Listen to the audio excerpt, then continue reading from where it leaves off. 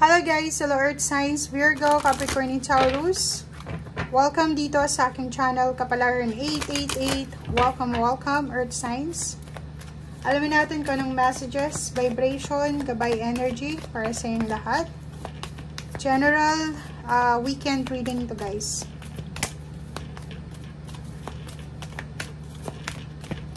Okay. Earth Signs.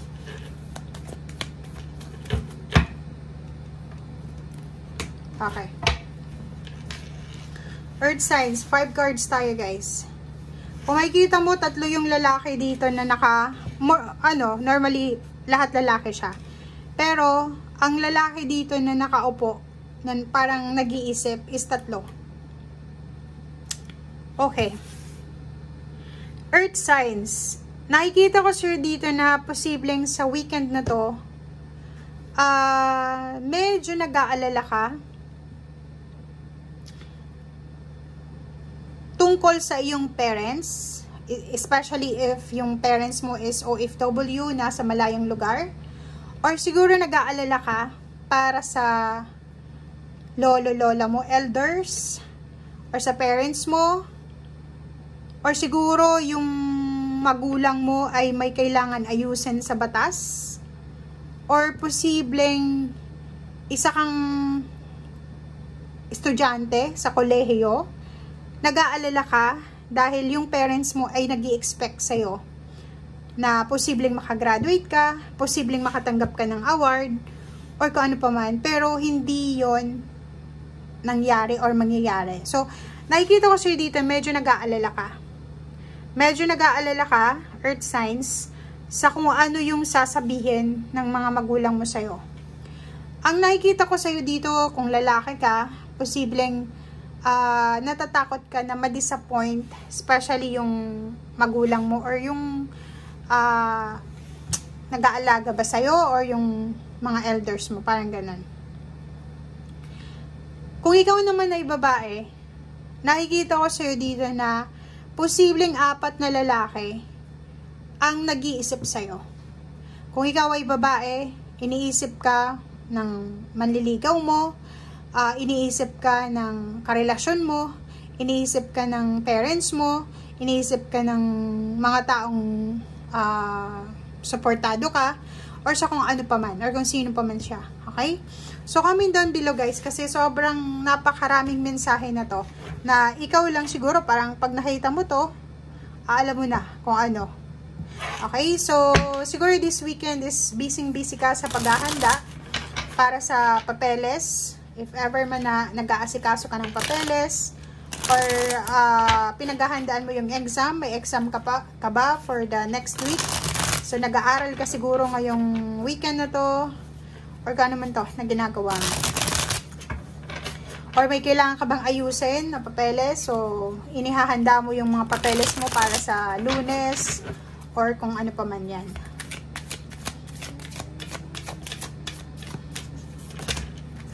Oh, dami niya.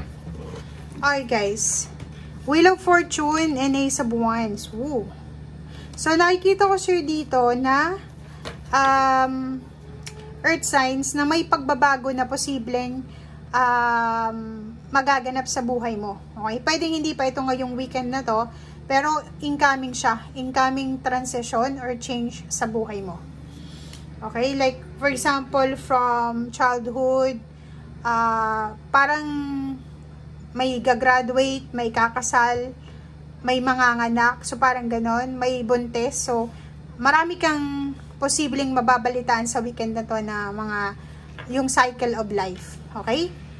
Ace of Wands, nakikita ko sir dito na posibleng excited ka, may nararamdaman kang excitement, may nararamdaman ka din na medyo confused ka, tungkol sa pagbabagong ito na magaganap na nabalitaan mo or nakikita mo. Nakikita ko sir dito na may isa kang decision making na posibleng kailangan na gawin. Kasi, ano ba to? May Earth Signs dito na dahil sa problema sa pera, may kailangan kang ibenta or may kailangan kang isakripisyo. Parang ganun. Comment down below. 3 of Wands, may naghihintay sa inyo dito ng trabaho.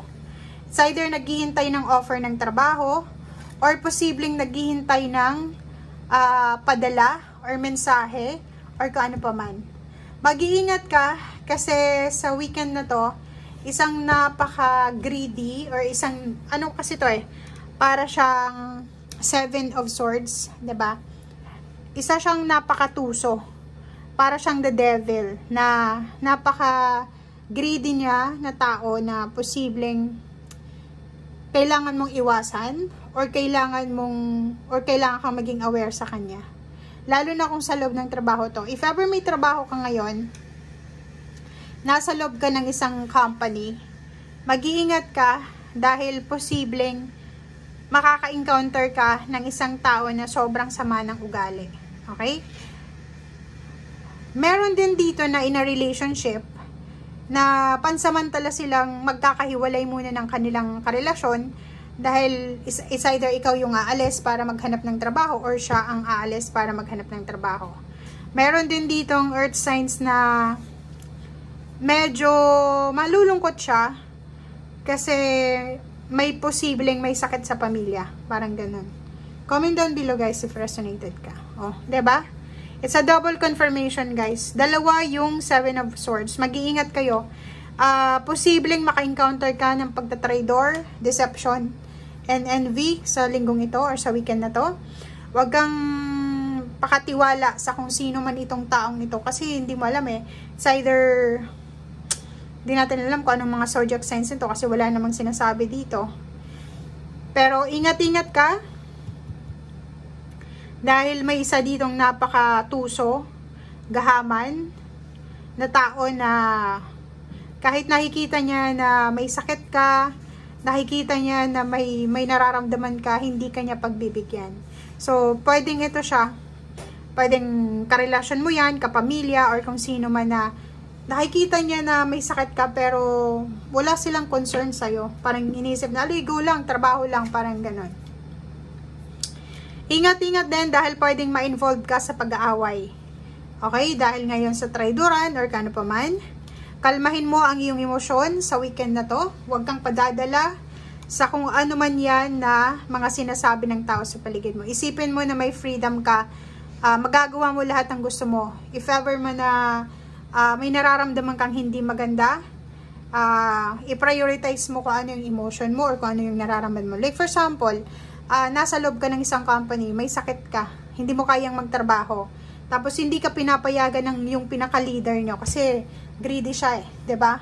Backstabber, deceptive na tao, 'di ba? So kailangan mong sundin kung ano yung sinasabi ng katawan mo. Wag kang matatakot dito sa taong ito, okay? So thank you guys and see you again. Bye.